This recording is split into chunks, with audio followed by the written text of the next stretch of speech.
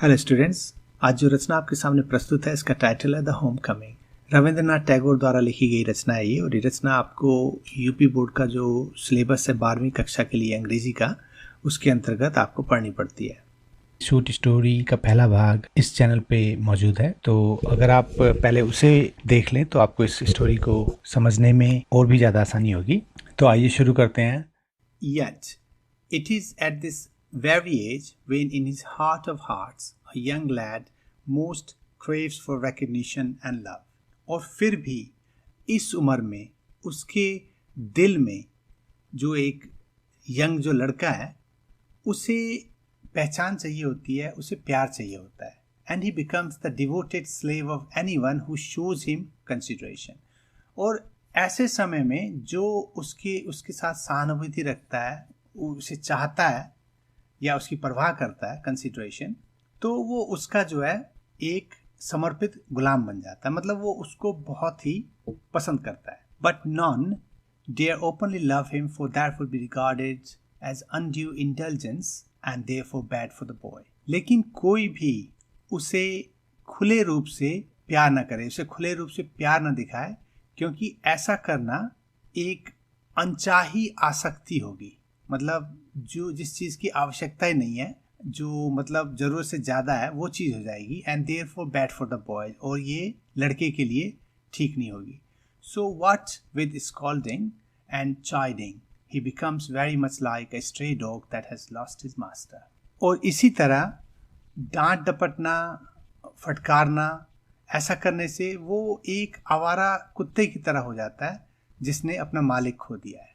In last 2-3 paragraph में आपने देखा कि कैसे फाटिक जब अपने मामा मामी के घर आता है, उसकी उम्र 14 साल होती है। तो इन 14 साल की उम्र में कैसे कैसे चेंजेस होते हैं यंगस्टर में, और उन चेंजेस के कारण उनके व्यक्तित्व में काफ़ी बदलाव आता है, उनके चेहरे पे काफ़ी बदलाव आता है, उनके शरीर पे काफ़ी बदलाव आता है। और इन बदलाव के अंतर्गत होते हुए उनका जो बिहेवियर होता है वो चेंज होता है। वो बहुत शाई हो सकते हैं, वो बहुत फॉरवर्ड हो सकते हैं, वो बात को नहीं मानते, वो बात को मानते हैं। उन्हें सर्टेन चीज़ों की, जैसे कि कंसिडरेशन की ज़रूरत होती है, उन्हें सपोर्ट की ज़रूरत होती है, उन्हें गाइडेंस की ज़रूरत होती है। तो ये चीज़ें हैं, और इन चीज़ों को राइटर ने इन पैराग्राफ में दिखाने की कोशिश की। For a boy of 14 his own home is the only paradise. 14 साल के एक लड़के को उसका जो घर होता है वही स्वर्ग होता है। To live in a strange house with strange people is little short of torture. और किसी ऐसे घर में रहना जो अजनबी हो, और अजनबी लोगों के बीच में रहना को आप एक किस्म से अत्याचारी कह सकते हैं। While the height of bliss is to receive the kind looks of women and never to be slighted by them। और जो खुशी की जो सीमा होगी वो ये होगी कि औरतों से उसे अच्छा बर्ताव मिले और उनके द्वारा उसकी उपेक्षा ना हो। It was anguish, पीड़ा, to fatigue to be the unwelcome guest in his aunt's house, despised by this elderly woman and slighted on every occasion। और ये उसके लिए बहुत ही दुख की, पीड़ा की बात थी कि उसे लगता था कि वो अपनी मामी के घर में एक बिन बुलाए मेहमान हो, और वो हमेशा उसको नापसंद करते थे, डिस्पाइज्ड एंड स्लाइटेड, उसकी उपेक्षा भी करती थी। कोई भी ऐसा मौका मिले वो चूकती नहीं थी। If she ever asked him to do anything for her, और कभी कभार जब वो कहती थी कि चलो मेरे लिए ये काम कर दो, he would be so overjoyed that he would overdo it. और वो इतना खुश हो जाता था कि वो उसे ज़रूरत से ज़्यादा कर देता था। मतलब उतना खुश होता है कि चलो मुझे आज मामी ने शायद एक्सेप्ट कर लिया। And then she would tell him not to be so stupid but to get on with his lesson. और फिर जब वो ऐसा कर देता था, मतलब ज़्यादा काम कर बैठता था और गलत कर बैठता था, तो वो कहती थी कि तू स्टूपिड है, तू मूर्ख है, और तू अपना काम कर। The cramped atmosphere of neglect in his aunt's house oppressed fatigue so much that he felt that he could hardly breathe। और ये जो तंग वातावरण था, ये जो अवहेलना थी उसकी मामी के घर में, उसने फाटिक को बहुत रूप से दबा दिया था, और उसे लगता था कि वो सांस से लेने में मुश्किल हो रही है। मतलब इतना तंग माहौल हो गया था वहाँ पे कि कि उसे सांस लेने में भी मुश्किल होती थी. He wanted to go out into the open country and fill his lungs and breathe freely. उसे लगता था कि वो बाहर चला जाए, जहाँ मतलब खेत खलियान हो, वहाँ चला जाए और बहुत स्वतंत्रता से वो सांस ले सके. But there was no open country to go to. लेकिन ऐसा कोई एरिया वहाँ नहीं था. Surrounded on all sides by Calcutta houses and walls. और चारों तरफ वो कलकत्ता के जो घर थे और जो दीवारें थी उससे घिरा हुआ था. He would dream night after night of his village, home and long to be back there. और उसके बाद क्या था कि वो सपने देखता था हर रात कि कैसे वो अपने घर वापस जा रहा है. और उसकी इच्छा यही हो गई थी कि अब मैं जो है वापस चला जाऊँ. He remembered the glorious meadow where he used to fly his kite all day long. वो उन शानदार glorious meadow जो चरने वाले जो खेत होते हैं उन खेतों को याद करता था जहाँ पे वो सारे दिन पतंग उड़ाता था. The broad river bank, वो चौड़ी नदी का किनारा, where he would wander about the lifelong day singing and shouting for joy, जहाँ वो सारे दिन गाते हुए और खुशी से चिल्लाते हुए व्यतीत करता था. The narrow brook, वो पतली सी नदी, where he could go and dive and swim at any time he liked, जहाँ पे वो कभी भी जाके छलांग मार सकता था, तैराकी कर सकता था जब भी उसका मन करे. He thought of his band of boy companions over whom he was despot. और वो उन लड़कों के झुंड को याद करता था जिसका कि वो शासक था, जहाँ का मतलब वो रिंग लीडर था. And above all, और इस सबसे ऊपर, the memory of that tyrant, mother of his, who had such a prejudice against him, occupied him day and night. और इन सबसे ऊपर वो अपनी उस अत्याचारी माँ को याद करता था जो उसके प्रति हमेशा पूर्वाग्रह रखती थी, और ये जो चीज़ें हैं उसे रात दिन याद आती थी.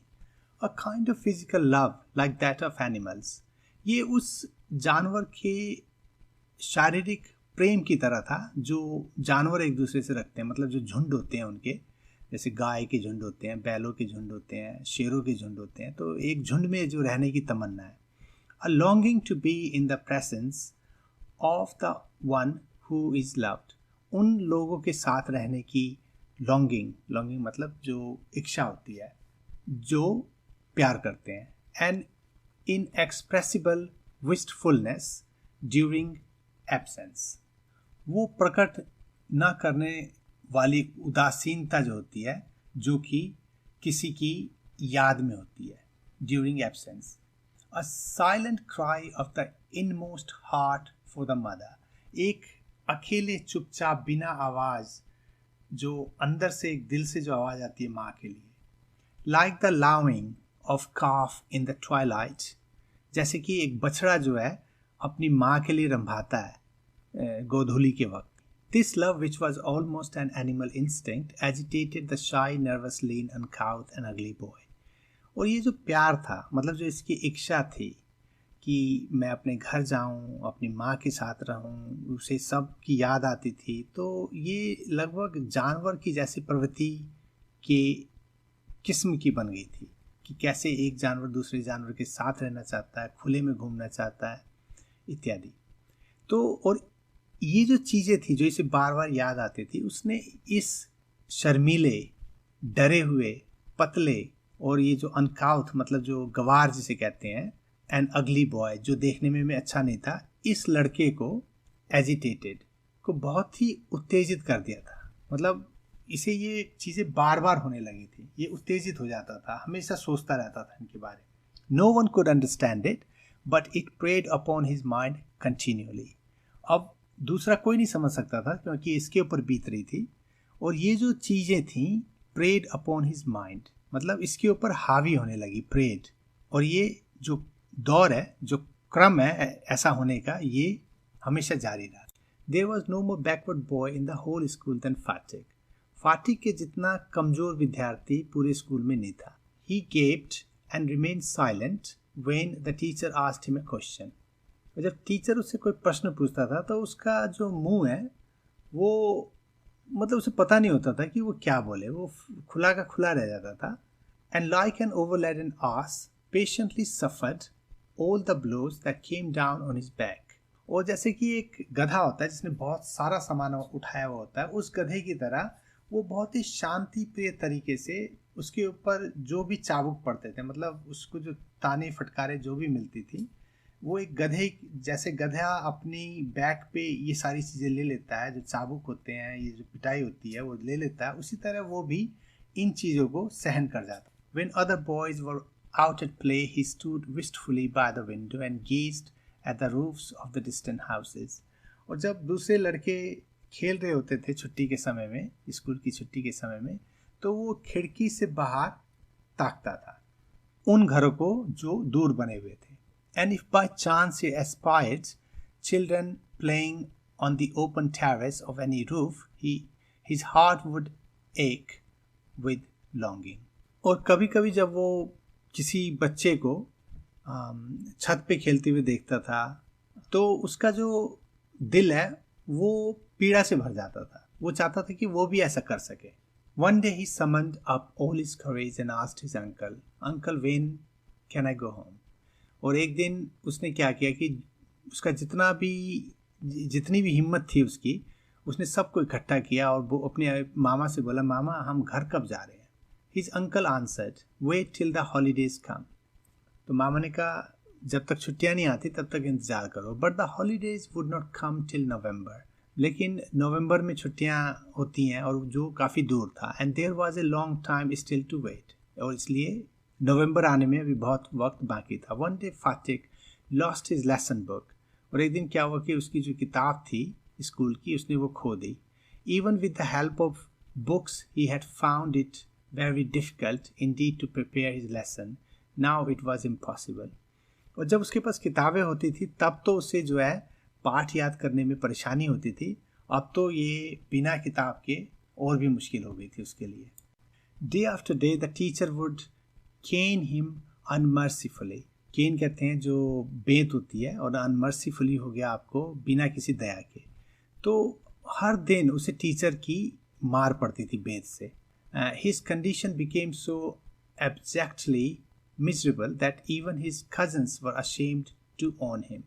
और उसकी जो अवस्था थी वो इतनी हतोत्साही, abjectly, इतनी मतलब दया वाली हो गई थी जिसमें होप ही नहीं होती ना, वो उस तरह से कि उसके जो अपने भाई थे, मतलब जो मामा के लड़के थे, उन्हें भी शर्म आती थी ये कहने में कि ये हमारा भाई है। They began to jeer and insult him more than the other boys. और होते होते क्या होने लग गया कि वो भी जीर, उसका मजाक उड़ाने लगे, इंसल्ट, उसका अपमान करने लगे, और वो दूसरे लड़कों से उसे ज़्यादा छेड़ते थे, उसे ज़्यादा तंग करते थे। He went to his aunt at last and told her that he had lost his book. और अंतिम में उसने क्या किया कि उसने अपनी मामी से जाके बोल दिया कि उसकी किताब खो गई है। His aunt pursed her lips in contempt and said, "You great clumsy country lout." उसकी मामी ने अपने जो लिप्स थे, अपने जो होंठ थे, उसे मतलब कंटेम्प्ट, बहुत ही तिरस्कृत अवस्था में उसने सिकोड़ा और बोली, "तू इतना बड़ा बेढंगा गांव का गवार, how can I afford with all my family to buy you new books 5 times a month? जो मेरा परिवार है उसमें मैं तुझे महीने में 5 बार कैसे किताबें लेके दे सकती हूँ?" That night, on his way back from school, Fatik had a bad headache with a fit of shivering. और उस रात जब वो घर आ रहा था स्कूल से, उसे सर दर्द हुआ और थोड़ी कपकपी भी उसको होने लग गई, fit of shivering. He felt he was going to have an attack of malarial fever. उसे लगा कि उसे मलेरिया होने वाला है। His one great fear was that he would be a nuisance to his aunt. लेकिन उसको सबसे बड़ी चिंता ये थी कि अगर वो बीमार हो जाता है तो वो अपनी मामी के लिए एक बहुत बड़ा कष्ट साबित होगा। मतलब उसे बच्चे में इतनी सोच आ गई थी, बच्चे में इतना डर बैठ गया था, इतना हतोत्साही हो गया था वो, कि उसे लगता था कि मैं बीमार हुआ तो वो भी मेरी गलती होगी और इससे क्या होगा कि मुझे और डांट पड़ेगी और मुझे पसंद नहीं किया जाए। The next morning Phatik was nowhere to be seen. दूसरे दिन फाटिक कहीं नहीं मिला. All searches in the neighbourhood proved futile. Futile का मतलब होता है व्यर्थ.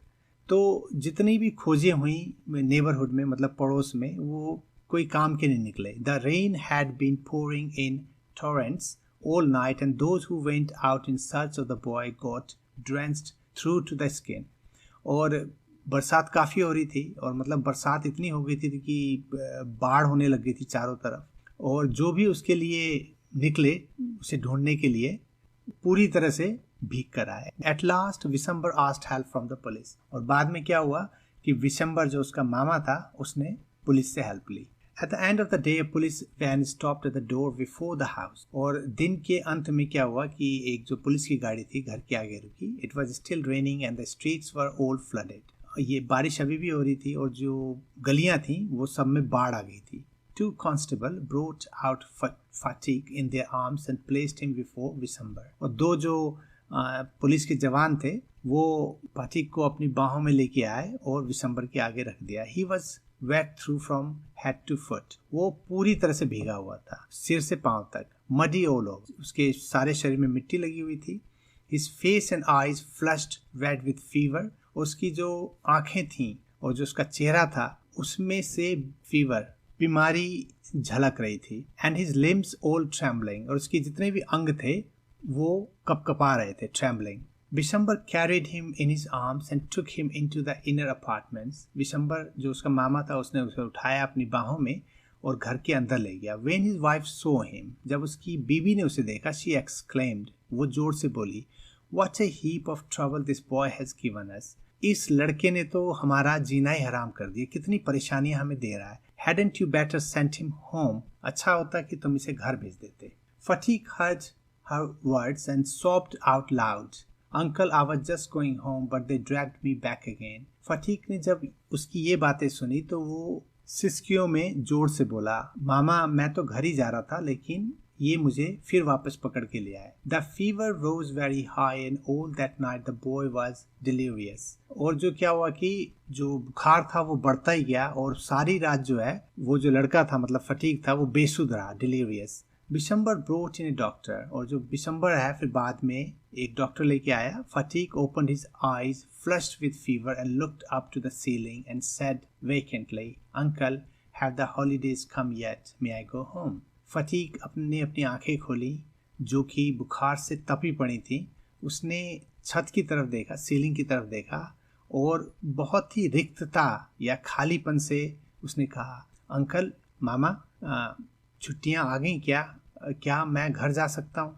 Vishambar wiped the tears from his own eyes and took Fatiq's lean and burning hands in his own and sat by him through the night. तो विशंबर ने अपनी आंखें पोंछी जो उसमें आंसू आ गए थे और उसने फिर फटीक का हाथ अपने हाथ में लिया. वो हाथ काफी तपे हुए थे और उसके साथ वो सारी रात वहां बैठा रहा. The boy began again to mutter. मटर का मतलब बुदबुदाना. तो उसके बाद जो लड़का था उसने फिर बुदबुदाना शुरू किया. At last his voice became excited. और बाद में उसकी आवाज में थोड़ा एक्साइटमेंट आ गई, थोड़ा वो उत्तेजित हो गया. Mother, he cried, don't beat me like that. Mother, I am telling the truth. माँ, मुझे मत मारो. माँ, मैं तुम्हें सत्य बोल रहा हूँ. तो जैसा कि आपने देखा वो बुखार से तपा पड़ा है और उसे सुध नहीं है वो क्या है. तो इसी बेसुध में वो अपनी माँ को देख रहा है और उससे वो विनती कर रहा है कि माँ देखो, मैं तुमसे झूठ नहीं बोल रहा. ये उस घटना की बात है जिस घटना में उसका जो भाई था माखन, उसने जाके शिकायत की थी मतलब माँ से कि इसने मुझे मारा है. और वही जो सिनारियो है, वही जो दृश्य है उसकी आंखों के सामने आ रहा है. वो अपनी माँ से विनती कर रहा है कि माँ, मैंने ऐसा कुछ नहीं किया. The next day fatigue became conscious for a short time. दूसरे दिन उसे थोड़ा सा होश आया, conscious. He turned his eyes about the room. उसने कमरे की चारों ओर देखा, as if expecting someone to come. ऐसे देखा जैसे उसे किसी की आने का इंतजार हो.